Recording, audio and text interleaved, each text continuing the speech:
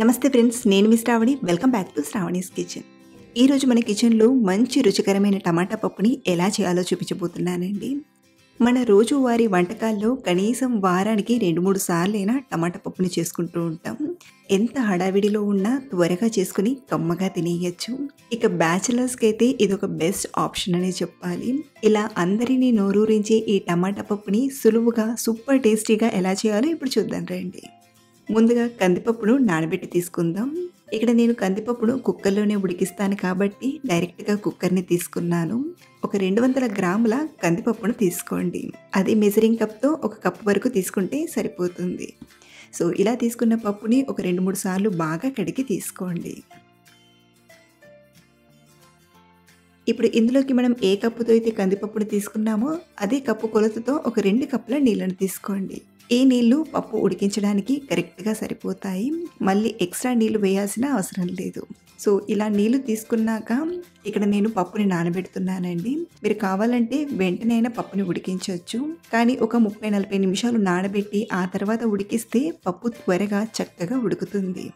ఈలోగా మరొక గిన్నెలోకి చిన్న ఉసిరికాయ సైజ్ అంతా చింతపండును తీసుకోండి. మనం చేసే టమాటా పప్పుకి టమాటాల పులుపు అనేది పప్పుకి సరిపోదు. కాబట్టి ఇలా చిన్న ఉసిరికాయ సైజ్ అంత చింతపండును తీసుకొని ఒకసారి కడిగి నానబెట్టండి. అరగంట తర్వాత చూపిస్తున్నానండి. పప్పు బాగా నానింది. ఇప్పుడు ఇందులోకి 1/2 టీ స్పూన్ పసుపుని, ఒక 2 టీ స్పూన్ల నూనెను తీసుకోండి. అలాగే ఇందులోనే శుభ్రంగా కడిగిన కొన్ని కరివేపాకులు కూడా తీసుకోండి. ఇప్పుడు ఇందులోకి టమాటాల్ని కోసి తీసుకుందాం. ఇక్కడ మనం తీసుకున్న పప్పు క్వాంటిటీకి ఇక్కడ నేను 4 టమాటాలని తీసుకున్నాను. టమాటాల సైజ్ కొంచెం పెద్దగా ఉంటే 3 తీసుకున్నా సరిపోతుంది. వీటిని బాగా కడిగి ఇలా కట్ చేసి తీసుకోండి. ఇందులో ఉల్లిపాయ వేయడం వలన చాలా మంచి రుచిగా ఉంటుందండి.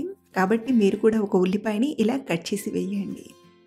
ఒకసారి బాగా కలిపి కుక్కర్ మూతకున్న రబ్బర్ని విజిల్ని పెట్టి కవర్ చేసి ఒక 3-4 విజిల్స్ వచ్చేంత వరకు హై ఫ్లేమ్లో ఉడికించి తీసుకోండి.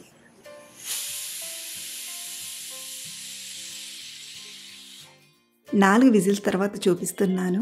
విజిల్లోని గాలంతా పోయాక మూత తీసి పప్పు ఉడికిందో లేదో చూద్దాం. చూడండి, పప్పు మెత్తగా చక్కగా ఉడికిపోయింది.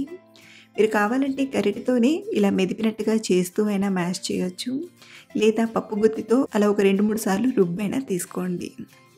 మరీ ఎక్కువగా రుబ్బామంటే పప్పు మరీ పేస్ట్లా అయిపోతుంది కాబట్టి ఇలా లైట్గా మెదిపి తీసుకోండి.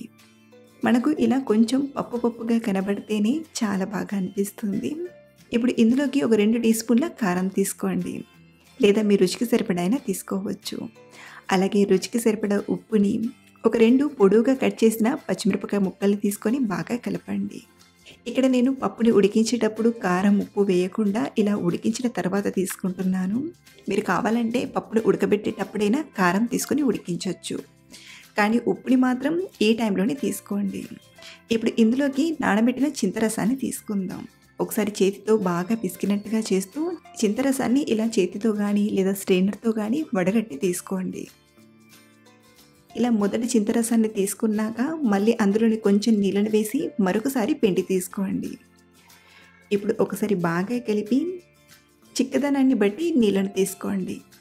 అంటే మీకు పప్పు కొంచెం పల్చగా ఉండాలంటే కొన్ని ఎక్కువ నీళ్ళను, లేదా చిక్కగా ఉండాలంటే కొంచెం తక్కువ నీళ్ళనైనా తీసుకోవచ్చు. మనకు ఈ టమాటా పప్పు మరీ చిక్కగా ఉన్నా మరీ పల్చగా ఉన్నా అంత బాగోదు. ఇలా కొంచెం మీడియంగా ఉంటేనే తినడానికి చాలా రుచిగా ఉంటుంది. ఇప్పుడు ఈ కుక్కర్ని మళ్ళీ స్టవ్ పైన పెట్టి 4-5 నిమిషాలు బాగా ఉడికించండి. మధ్య మధ్యలో కలుపుతూ ఉడికించండి. ఇలా మనం ఒక 5 నిమిషాలు కలుపుతూ ఉడికించామంటే ఇందులో వేసిన కారం కూడా చక్కగా ఉడికిపోయి కమ్మని రుచిగా వస్తుంది. ఇలా ఒక పక్కన పప్పు ఉడుకుతూ ఉంటుంది. మరో పక్కన మనం ఇందులోకి పోపుని ప్రిపేర్ చేసుకుందాం.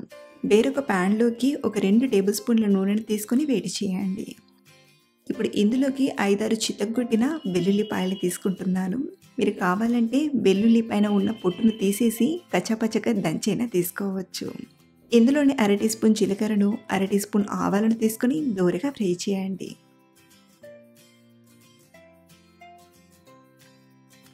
అలాగే 2 ఎండుమిరపకాయల్ని, ఒక 1/2 టీ స్పూన్ ఇంగువను, కొంచెం కరివేపాకును తీసుకొని ఫ్రై చేయండి. పోపు ఇలా బాగా ఫ్రై అయ్యాక ఇప్పుడు మరో పక్కన మరుగుతున్న పప్పుని తీసుకుందాం.